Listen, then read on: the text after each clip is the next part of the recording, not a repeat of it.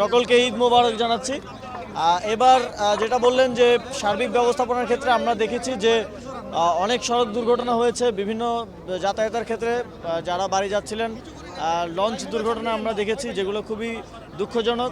গরমে আরাম নিয়ে হবে না হাহুতাশ, ঘুরলে পরে ওয়ালটন ফ্যান বাতাস আর বাতাস।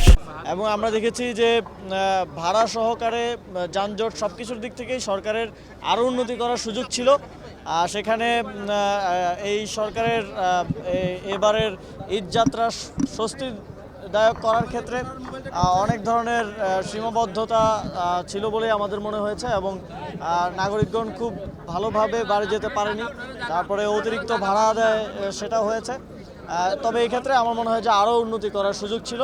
তবে সর্বোপরি আজকে যেহেতু ঈদের দিন, আমরা এই সব কিছু রাজনৈতিক ভেদাভেদ মতভেদ সব কিছু ভুলে একসাথে আজকের দিনটাকে উদযাপন করতে চাই, এবং পুরো বাংলাদেশের জনগণ যেন আজকের দিনটা তাদের পরিবার পরিজনদের সাথে আপনজনদের সাথে শান্তিতে সুখে এবং আনন্দের সাথে উদযাপন করতে পারে, সেই প্রত্যাশাই থাকে।